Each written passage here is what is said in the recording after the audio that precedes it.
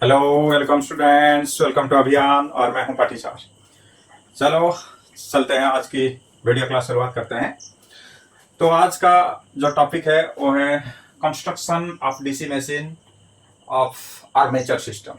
Last class हम लोगों ने फील्ड सिस्टम के बारे में पढ़ा था, मतलब stator construction, details about the stator, कौन से मटेरियल से बनाया गया है वो, और मतलब स्मॉल साइज मशीन के लिए कौन सा मटेरियल, लार्ज साइज मशीन के लिए कौन सा मटेरियल, डिटेल में हम लोग पढ़े थे। अब इस क्लास में हम लोग पढ़ने वाले हैं रोटर के बारे में। और ये कंस्ट्रक्शन रोटर का ये वाला, ये पहले से ही मैंने ड्रॉ कर लिया है, देख सकते हो। और अपने नोटबुक में इसको ड्रॉ भी कर लोगे, ठीक है। ओके, तो मैंने यहाँ पे रोटर के साथ साथ फील्ड को भी दिखाया है ताकि समझने में आसानी हो जाए, ठीक है। ओके, तो आज का class about the armature system और रोटर, और इसको हम लोग कहते हैं आर्मेचर सिस्टम। आर्मेचर सिस्टम एक होता है फील्ड सिस्टम और दूसरा होता है आर्मेचर सिस्टम। तो आर्मेचर जो है वो रोटर पे है, इसलिए उसको आर्मेचर सिस्टम बोल रहे हैं हम लोग रोटर को। आर्मेचर क्या है? आर्मेचर कुछ नहीं, ये एक वाइंडिंग का नाम है। आर्मेचर वाइंडिंग, जैसे फील्ड में हम लोग वाइंडिंग दिया है ना, ये फील्ड का वाइंडिंग, वैसे ही आर्मेचर में भी एक वाइंडिंग रहता है जिसको हम लोग आर्मेचर वाइंडिंग और आर्मेचर सिस्टम बोल रहे हैं, ठीक है। ओके, तो हम लोग पहले देख लेते हैं आर्मेचर सिस्टम में कौन सा मेन पार्ट्स यहाँ पे है। तो पहले जो मेन पार्ट्स है वो है आर्मेचर कोर। आर्मेचर कोर, दूसरा है armature winding. Armature winding, then third number is your slot. Fourth number is your commutator. Fifth number is brass. Sixth number is your shaft. Seventh, bearing. Okay, बस इतना ही है। और तो छोटे छोटे बहुत सारे पार्ट्स रहता है, लेकिन इंपॉर्टेंट हम लोग का ये वाला है। Armature core, armature winding, slots, commutator, Bros, shaft और बेयरिंग, ठीक है। तो अब इस क्लास में क्या सर पूरा सभी को कवर कर लेंगे क्या सर? नहीं, सभी को कवर नहीं कर पाएंगे क्योंकि बहुत सारे चीज है इसके अंदर। इस क्लास में हम लोग पहले आर्मेचर कोर के बारे में पढ़ेंगे, स्लॉट्स के बारे में, ब्रॉसेस के बारे में, शाफ्ट के बारे में और बेयरिंग के बारे में, ठीक है। इसके बारे में पढ़ेंगे हम लोग, लेकिन आर्मेचर वाइंडिंग और कम्यूटेटर, ये जो दो पार्ट होगा, ये दो पार्ट के लिए दो दो वीडियो लेक्चर बनाएंगे हम लोग इंडिविजुअल, क्योंकि बहुत सारे चीज है समझने के लिए आर्मेचर वाइंडिंग में भी और कम्यूटेटर में भी, ठीक है। तो इसके लिए नेक्स्ट जो वीडियो होगा, वीडियो क्लास, उसमें पहले कम्यूटेटर को समझेंगे, उसके बाद आर्मेचर वाइंडिंग, क्योंकि आर्मेचर वाइंडिंग में बहुत सारी चीज है समझने के लिए। Different types of armature winding, winding कैसे किया जाता है वो डिटेल में पढ़ेंगे, ठीक है। तो अब पहले शुरू कर लेते हैं आर्मेचर को क्या है। देखो, पहले तो हम लोग पढ़े थे पोल कोर। फील्ड सिस्टम में क्या पढ़े थे? पोल कोर, मतलब जिसके ऊपर हम लोग वाइंडिंग देते हैं, जिसके ऊपर हम लोग वाइंडिंग देते हैं उसको कोर कहते हैं।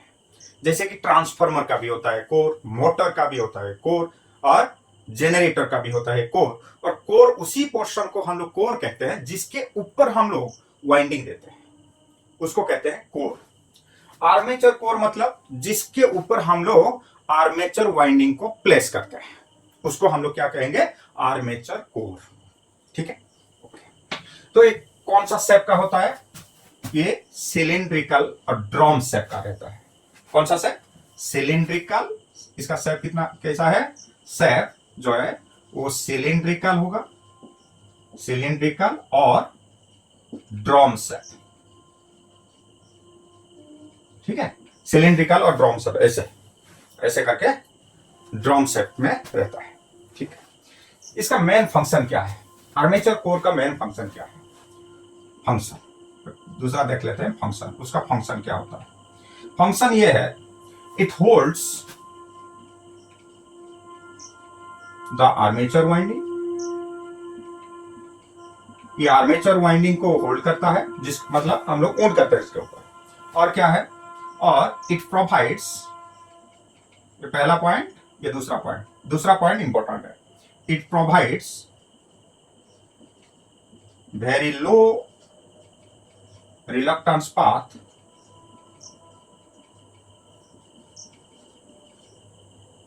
To magnetic field, very low reluctance path to the magnetic field. देखो इस फिगर को देखो, इस फिगर में कोर कौन सा है, ये जो देख रहे हो ना, ये वाला, this part is a core. अगर प्रैक्टिकली हम लोग समझे, ये मशीन, ये क्या है, ये मशीन है, ये कौन सा है, ये स्टार्टर है, ये स्टेटर, राइट। स्टेटर का लास्ट क्लास में बताया था मैंने इसको दिखा के कि ये वाला ऊपर वाला यक है, ये वाला पोल, ये वाला पोल, अगर ये नॉर्थ पोल हुआ तो ये साउथ पोल है। ठीक है, मतलब अगर ये वाला तुम्हारा नॉर्थ पोल है तो ये साउथ पोल, ये नॉर्थ पोल हुआ तो ये साउथ पोल, मतलब ये फील्ड सिस्टम है। ठीक है, ये नॉर्थ पोल हुआ तो ये साउथ पोल है। ठीक है, ओके, तो it holds the armature winding, winding को तो ये पकड़ के रख रहा है। दूसरा क्या है, it provides very low reluctance path to magnetic field. Low reluctance path, magnetic field कहां से निकल रहा है सर, नॉर्थ पोल यहां है, साउथ पोल यहां है, तो north to south flux flow करेगा, ऐसे नॉर्थ टू साउथ फ्लक्स ऐसे फ्लो करेगा, राइट। ठीक, it flows like this from north to south. ठीक है, अगर बीच में कुछ नहीं होता, नॉर्थ पोल और साउथ पोल के अंदर कुछ नहीं होता तो क्या रहता सर, एयर रहता। इसके बीच में क्या होता, एयर का रिलक्टेंस कितना है सर, ज्यादा है। अगर एयर का रिलक्टेंस ज्यादा हुआ तो क्या होगा प्रॉब्लम, ये जो फ्लक्स जा रहा है ये इजीली फ्लो नहीं कर पाता, मतलब फ्लक्स का वैल्यू जो है वो डिक्रीज हो जाता, फ्लक्स का वैल्यू डिक्रीज हो जाता। लेकिन फ्लक्स मुझे ज्यादा चाहिए, मुझे ज्यादा फ्लक्स चाहिए, क्योंकि मुझे ज्यादा वोल्टेज जनरेट करना है, इंड्यूस्ड करना है। जितना मेरा फ्लक्स होगा उतना ज्यादा मैं जनरेट कर पाऊंगा, जनरेटर के बारे में बोल रहा हूं मैं। ठीक है, मतलब ये हुआ, मतलब मुझे लो रिलक्टेंस पाथ चाहिए। लो रिलक्टेंस पाथ के लिए मैंने क्या किया, यहां पे कोर लगा दिया, एक कोर। ठीक है, और ये कोर जो है ये मतलब लैमिनेटेड इन कंस्ट्रक्शन है, लैमिनेशन करके बनाया गया है। लैमिनेशन क्यों किया जाता है, to reduce the eddy current loss, और उसमें थोड़ा सिलिकॉन भी ऐड करते हैं, क्यों, to reduce the hysteresis loss. Hysteresis loss क्या है, एडी करंट लॉस क्या है, ये मैंने पिछले वीडियो में बताया था डिटेल में।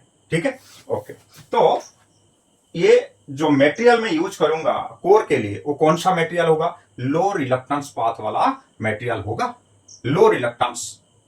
ठीक है, ओके, तो लो रिलक्टेंस के लिए मैं कौन सा मटेरियल यूज करूंगा, अब देख लेते हैं मटेरियल कौन सा यूज करते हैं हम लोग। ये शेप हो गया, ये फंक्शन हो गया, फिर मटेरियल लेते हैं। मटेरियल कौन सा मटेरियल, इसके लिए हम लोग silicon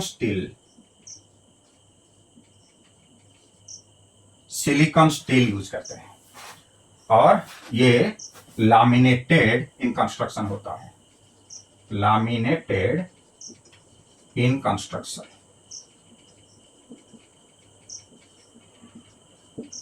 to reduce eddy current and hysteresis loss. ठीक है, तो लैमिनेशन किया जाता है इसमें। ओके, तो अगर इस लैमिनेशन हुआ सिलिकॉन, मतलब ये जो पूरा देख रहे हो ये पूरा लैमिनेटेड, ये सॉलिड पीस नहीं है, ये लैमिनेटेड। ठीक है, लैमिनेशन किया जाता है, उसका थिकनेस कितना है सर, कितना थिकनेस का लैमिनेशन होता है, तो हम लोग देख लेते हैं। Thickness of lamination, thickness of lamination, thickness of lamination, thickness of lamination जो है वो 0.3 टू 0.6 mm, 0.3 टू 0.6 mm का लैमिनेशन किया जाता है। ये इंपॉर्टेंट है सब कुछ, लिख लो इसको। 0.3 टू 0.6 मतलब सर 0.3 किसके लिए, 0.6 किसके लिए? देखो अगर स्मॉल मशीन हुआ, small size machine, small rating machine हुआ तो 0.3 mm, लार्ज रेटिंग मशीन हुआ तो 0.6 mm, ठीक है। अगर मीडियम रेटिंग मशीन हुआ तो इसका बीच का 0.4 हो सकता है या 0.5 हो सकता है, ठीक है। मतलब इसका थिकनेस ऑफ लैमिनेशन कितना रहता है, 0.3 टू 0.6 mm का रहता है। फिर देखते हैं एयर गैप कितना रहता है। एयर गैप क्या है? Air gap the gap between stator and rotor, और पोल और कोर। मतलब ये जो देख रहे हो ना, ये वाला gap, this gap is your air gap. ये गैप को हम लोग एयर गैप कहते हैं, ठीक है। तो एयर गैप कितना रहता है देख लेते हैं। Air gap, next is air gap. Air gap कितना रहेगा? तो एयर गैप के लिए 1 mm air gap for 1 kilowatt machine. 1 kilowatt machine के लिए, 1 किलोवाट मशीन के लिए हम लोग यूज करते हैं 1 mm का थिकनेस। फिर जो है 1.5 टू 1.75 mm और मीडियम मशीन। मीडियम मशीन के लिए 1.5 टू 1.75 mm का एयर गैप रखते हैं हम लोग, और 6 mm और 6 mm ये जो एयर गैप रहेगा for large size machine. Large size machine, ठीक है, ओके। ये लार्ज साइज मशीन, मतलब ये हो गया हम लोग का आर्मेचर कोर में जितना भी इंपॉर्टेंट था। आर्मेचर कोर का शेप कैसा रहेगा सर? सिलिंड्रिकल और ड्रॉन शेप रहेगा। फंक्शन क्या है इसका? It holds the armature winding को होल्ड करेगा, and it provides very low reluctance to magnetic field. Material क्या यूज करेंगे हम लोग? सिलिकॉन स्टेट और लैमिनेटेड इन कंस्ट्रक्शन। लैमिनेशन किया गया जाएगा। थिकनेस क्या होगा लैमिनेशन का? थिकनेस होगा 0.3 टू 0.6 mm, यह रहेगा थिकनेस। एयर गैप सर कितना रहेगा? एयर गैप रहेगा 1 mm, जो एयर गैप रहेगा वो 1 किलोवाट मशीन के लिए, 1.5 टू 1.75 mm का जो एयर गैप रहेगा फॉर मीडियम मशीन के लिए, और 6 mm का जो रहेगा वो लार्ज साइज मशीन के लिए, ठीक है। तो ये क्या है? ये अबाउट द आर्मेचर कोर। ये आर्मेचर कोर अगर प्रैक्टिकली देखें तो ये तुम्हारा रोटर, ये क्या है? ये आर्मेचर सिस्टम है, रोटर। रोटर में अगर इस पार्ट को बंद कर लूं और इधर इसको भी बंद कर लूं, ठीक है। अगर बीच, ये जो बीच में देख रहे हो ये वाला part, this part is your armature core. यही है आर्मेचर कोर, ये नहीं है, ये शाफ्ट है। ये क्या है? शाफ्ट। और ये कम्यूटेटर, ठीक है। तो अभी देख लेते हैं इस फिगर में, ये आर्मेचर कोर, इस आर्मेचर कोर में ही शाफ्ट मतलब स्लॉट्स बनाया गया है। ये जो होता है ये स्लॉट्स है, ये स्लॉट, ये क्या है? स्लॉट्स। अब ये स्लॉट हो गया। स्लॉट्स के बाद क्या है सर? स्लॉट्स के बाद आर्मेचर वाइंडिंग, मतलब ये क्रॉस सेक्शनल व्यू मैंने दिखाया है। ये सब जो रेड में सर्कल किया गया ना, ये वाइंडिंग है। हर एक स्लॉट में मैं दो कंडक्टर को पुट किया हूं। एक्चुअली ये 2 कंडक्टर नहीं है, 2 कॉइल रहता है, 2 कॉइल्स वी कैन पुट, ठीक है। सिंगल कॉइल भी यूज कर सकते हैं, लेकिन जनरली डबल कॉइल यूज किया जाता है, डबल कंडक्टर, ठीक है। ये है आर्मेचर वाइंडिंग। उसके बाद क्या है? ये ब्रॉसेस है। ब्रॉस जो है ना, ये जो कम्यूटेटर देख रहे हो, ये वाला कम्यूटेटर है। इस कम्यूटेटर के ऊपर ब्रॉस को ऐसे प्लेस करते हैं, ऊपर एक ब्रॉस, नीचे एक ब्रॉस।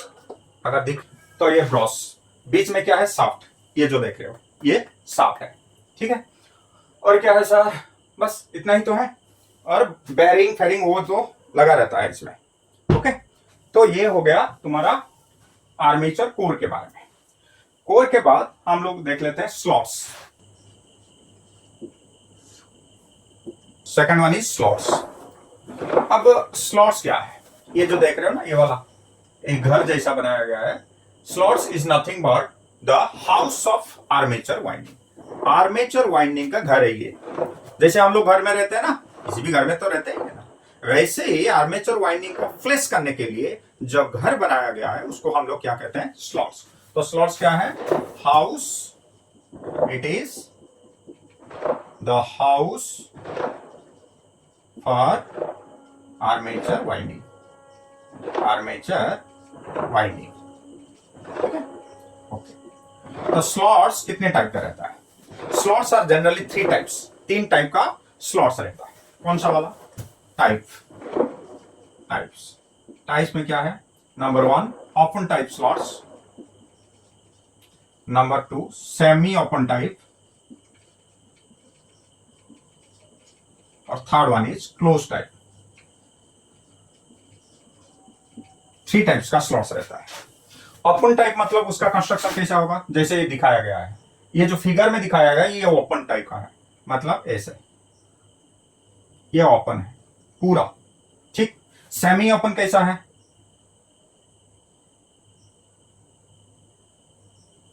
दिख रहा है ना, ये सेमी ओपन टाइप का है, ये ऐसे रहता है सेमी ओपन, मतलब ऊपर का मुंह जो है वो खुला है लेकिन थोड़ा सा। क्लोज टाइप क्या है? ये पूरा बंद है, ये ऊपर का पार्ट भी एकदम बंद है पूरा, क्लोज। ठीक है, तो इसके अंदर हम लोग क्या करते हैं, इसके अंदर हम लोग वाइंडिंग को फ्लैश करते हैं ऐसे ऐसे। ठीक है, तो open type, semi open type और क्लोज टाइप। लेकिन इन केस ऑफ डीसी मशीन में हम लोग जनरली ओपन टाइप को यूज कर लेते हैं, ओपन टाइप को। क्यों? ओपन टाइप में एडवांटेजेस क्या है? ओपन टाइप में ये एडवांटेजेस है, कूलिंग अच्छी तरह से हो सकता है, कूलिंग अच्छी तरह से कूलिंग हो सकता है, इसीलिए हम लोग ओपन टाइप जनरली यूज कर लेते हैं। ठीक है, ओके। और ये जो बनाया गया है ना, ये स्लॉट्स बनाया गया, मतलब कैसे बनाते हैं, मतलब ये डाइकॉट भी होता है, और ये pounced on the outer periphery, मतलब ये कोर में ही बनाते हैं।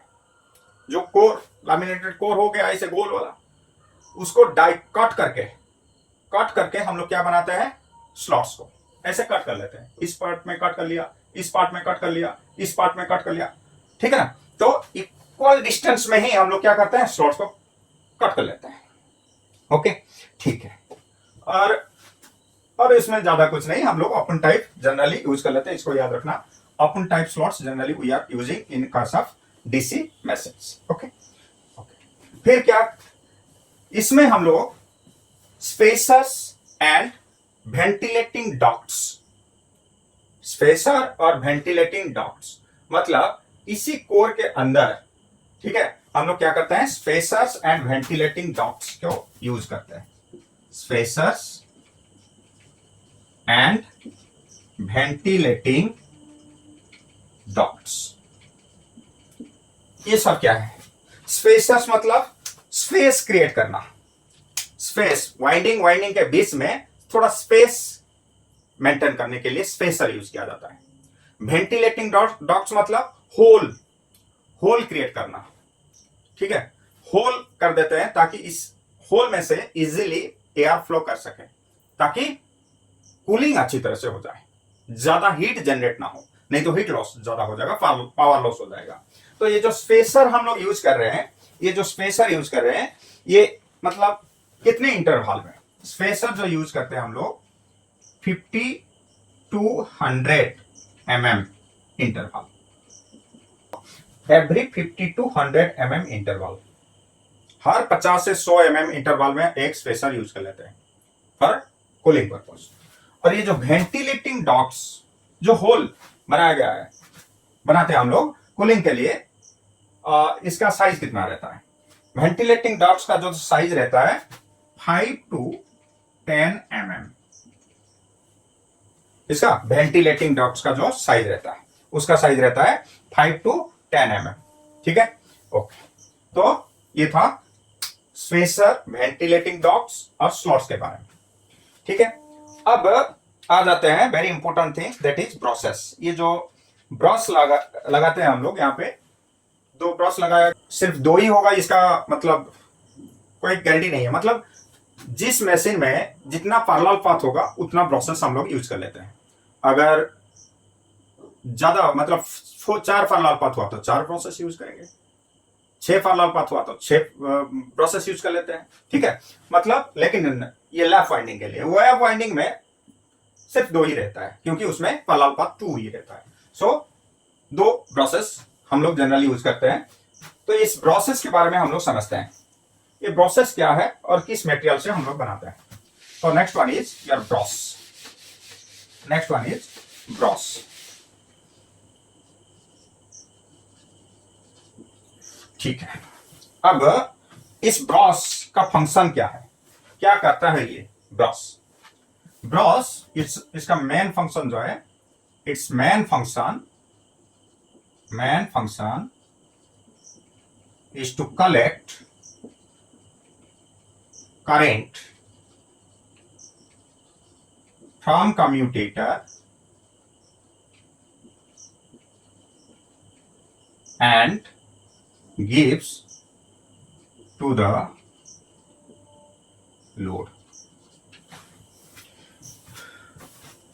जो करंट इसके अंदर इंड्यूस हो रहा है, वोल्टेज तो इंड्यूस होगा, वोल्टेज इंड्यूस होगा मतलब करंट फ्लो करेगा। तो ये जो आर्मेचर वाइंडिंग, ये आर्मेचर वाइंडिंग किसके साथ कनेक्ट रहता है? कम्यूटेटर के साथ, ऐसे सोल्डरिंग होता है, ठीक है। अब यहां पे करंट फ्लो हो गया तो उसी करंट को ये प्रोसेस क्या करेगा? कलेक्ट कर लेगा। Through the process we give the current to the load, current ऐसे फ्लो करेगा from positive terminal to negative, positive process to the negative process. तो इसका मेन फंक्शन क्या है? इसका मेन फंक्शन है ये है, it collect the current from the commutator and gives to the load। okay, next क्या है? so next क्या है commutator? इसका शेप कैसा रहता है? जनरली शेप जो रहता है जनरली रेक्टेंगुलर इन शेप रहता है, रेक्टेंगुलर इन शेप। हम लोग generally rectangular in shape process को यूज कर लेते हैं। फिर मेटेरियल सर कौन सा यूज कर लेते हैं? मेटेरियल देख लेते हैं।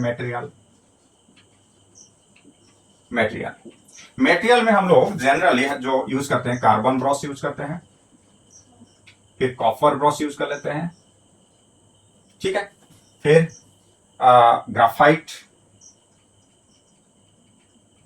देन मेटल ग्राफाइट, ठीक है। फिर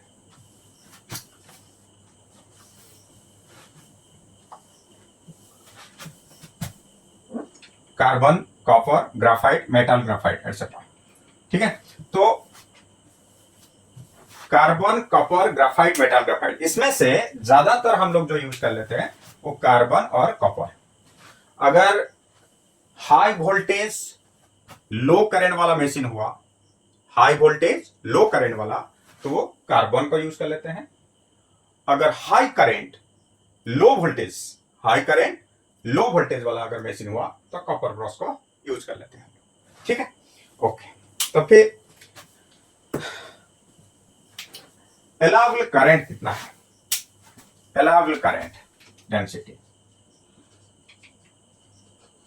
allowable current density, allowable current density में हम लोग पहले देख लेते हैं कॉपर का, उसके बाद कार्बन, ठीक है। तो कार्बन का जो अलाउबल करंट डेंसिटी है वो होता है 5 एम्पियर पर स्क्वायर mm, और कॉपर का जो रहता है वो 25 एम्पियर पर स्क्वायर mm,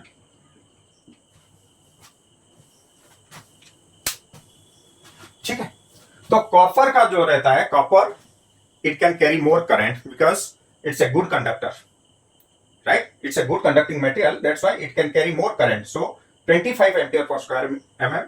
और कार्बन का जो रहता है 5 एम्पियर पर स्क्वायर mm, ये 25 नहीं, ये ज्यादातर 23 ही रहता है, कभी कभार 25 भी हो जाता है, लेकिन ये 23 average value 23 ampere per square mm, ये अलाउबल करंट डेंसिटी है, ठीक है। अब नेक्स्ट क्या है? lubrication। no lubrication is done, no lubrication is done on the process. देखो ये रोटेटिंग पार्ट है, ये क्या है, रोटर है, ये क्या हो गया, रोटेटिंग पार्ट हो गया। अगर ये रोटेटिंग पार्ट है मतलब ये जो कम्यूटेटर ये भी क्या है, ये भी रोटेटिंग पार्ट हो गया। लेकिन ये जो ब्रॉस देख रहे हो ना, ये रोटेटिंग पार्ट नहीं है, ये स्टेशनरी पार्ट है, ये ऐसे ही ऊपर चिपका रहता है कम्यूटेटर के ऊपर। मतलब ये रोटर ये तो पूरा घूमेगा, ये रोटेट करेगा, इसके साथ ये कम्यूटेटर भी रोटेट करेगा, लेकिन इसके ऊपर जो ब्रॉस लगा रहेगा ये रोटेट नहीं करेगा, ये स्टेशनरी पार्ट है। ठीक है, तो अगर ब्रॉस जो है ये स्टेशनरी पार्ट और एक कम्यूटेटर क्या है, रोटेटिंग पार्ट, मतलब इसके बीच में क्या होगा, फ्रिक्शन होगा, फ्रिक्शन क्रिएट होगा। अगर फ्रिक्शन क्रिएट होता है तो हम लोग ज्यादा टाइम क्या करते हैं कि जहां पे फ्रिक्शन हो रहा है, फ्रिक्शन कम करने के लिए हम लोग लुब्रिकेशन कर देते हैं ताकि फ्रिक्शन कम हो। लेकिन यहां पे हम लोग लुब्रिकेशन नहीं कर सकते ना, बिल्कुल नहीं। अगर लुब्रिकेशन किया तो क्या प्रॉब्लम होगा, देखो अगर लुब्रिकेशन, कोई भी लुब्रिकेशन यहां पे दे दिए हम लोग, तो ये जो लुब्रिकेंट है, ये जो ऑयल है वो क्या करेगा, ये कार्बन डस्ट, अगर कार्बन ब्रश यूज किए हैं तो कार्बन डस्ट, या ग्राफाइट ब्रश यूज किए हैं तो ग्राफाइट डस्ट को वो कलेक्ट करेगा। कलेक्ट करके ये क्या करेगा, ये जो कम्यूटेटर है, इस कम्यूटेटर सेगमेंट्स के बीच, कम्यूटेटर सेगमेंट्स में बीच क्या करेगा, ये मतलब डिपॉजिट हो जाएगा। मतलब कम्यूटेटर कैसा रहता है, ऐसा रहता है, ऐसे, ठीक है, मैंने ऐसे ही दिखाया ना, ऐसे।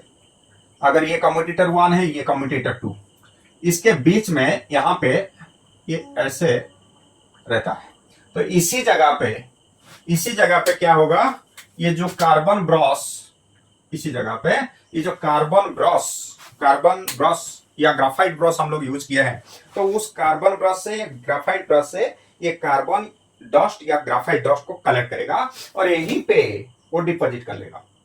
अगर डिपॉजिट कर देता है तो क्या होगा, ये जो कम्यूटेटर है, ये कम्यूटेटर सेगमेंट्स ये शॉर्ट सर्किट हो जाएगा। मतलब ये वाला, अगर ये वाला ना कम्यूटेटर 1 है तो ये कम्यूटेटर 2, तो ये कम्यूटेटर 1 और कम्यूटेटर 2 ये दोनों को इंसुलेशन के जरिए, बाय यूजिंग द इंसुलेशन, ये जो देख रहे हो ना गार जैसा, ये कुछ नहीं, ये इंसुलेशन है।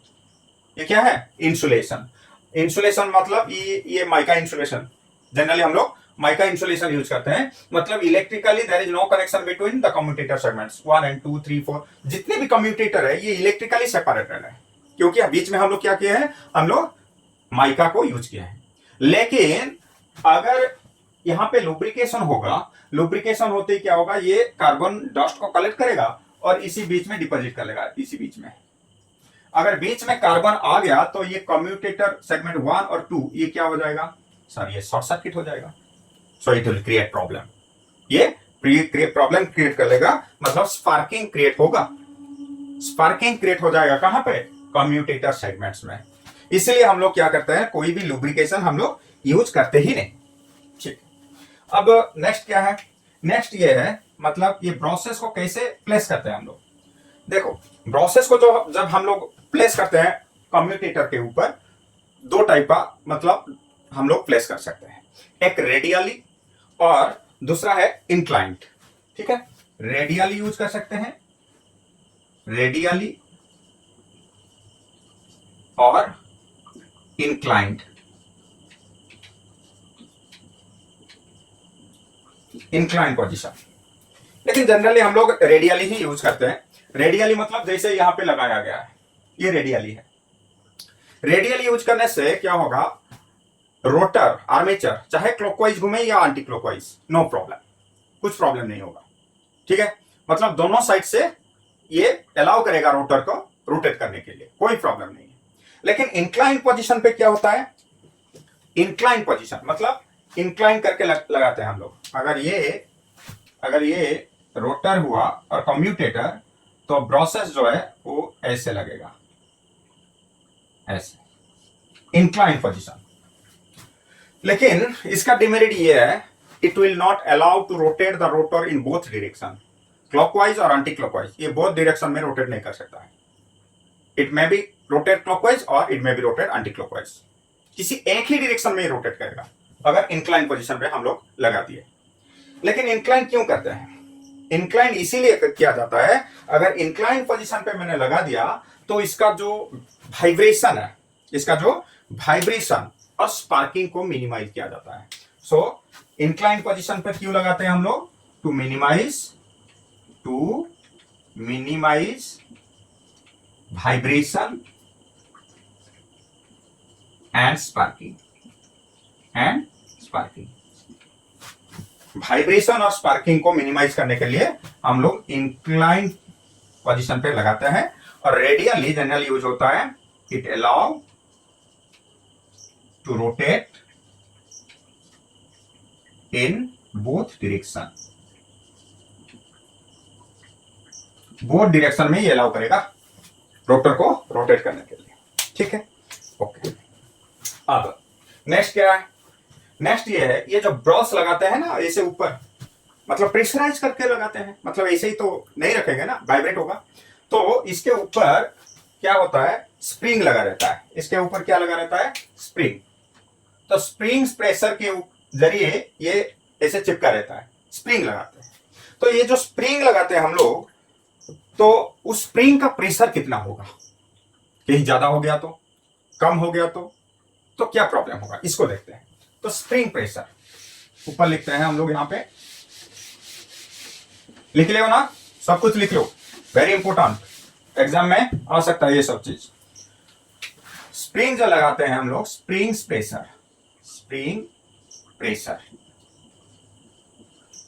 का प्रेशर कितना रहता है? स्प्रिंग का जो प्रेशर रहेगा वो 1.5 टू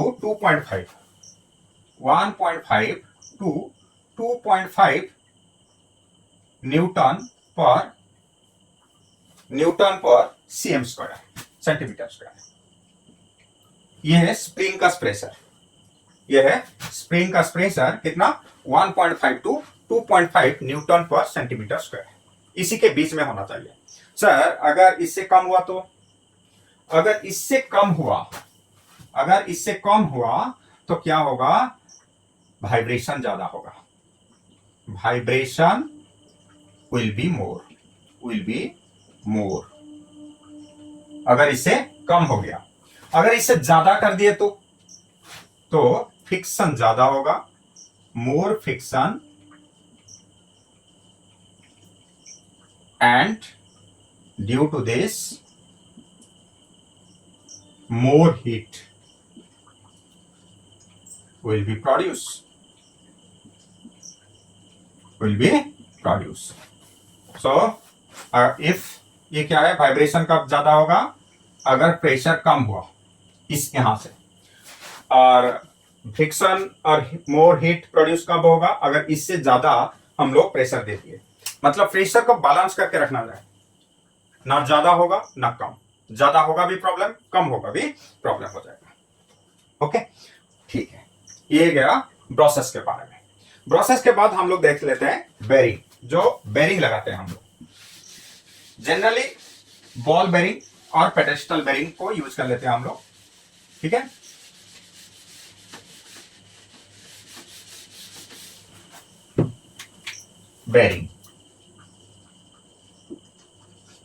बेरिंग में हम लोग कौन सा बेरिंग यूज कर लेते हैं?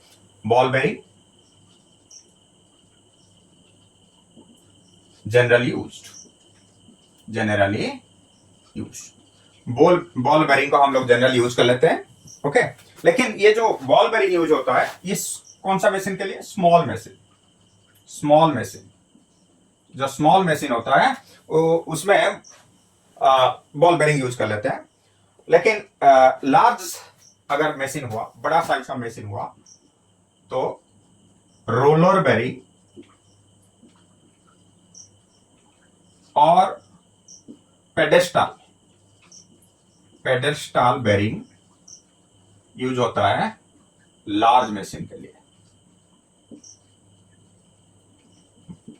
रोलर बेरिंग और पेडेस्टल बेरिंग, देखो ये जितने भी हम लोग पढ़ रहे हैं ना, ये डाटा बेस्ड, इसको याद ही रखना है और कुछ मतलब रास्ता नहीं है।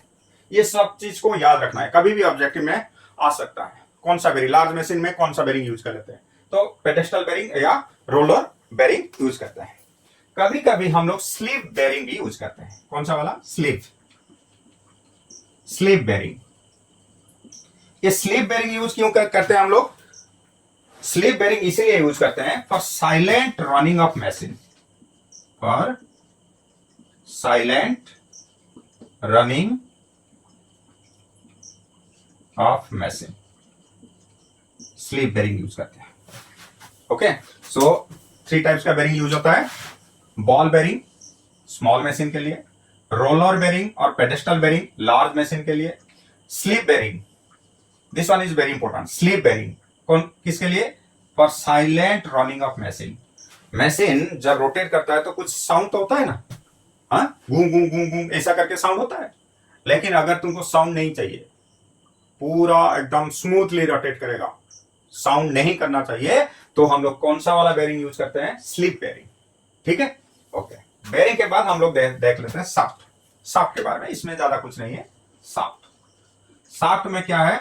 शाफ्ट में हम लोग जो मटेरियल यूज करते हैं शाफ्ट बनाने के लिए, वो माइल्ड स्टील का मटेरियल होता है। माइल्ड स्टील मटेरियल यूज करते हैं हम लोग, और इसका ब्रेकिंग स्ट्रेंथ बहुत ज्यादा होता है। Breaking strength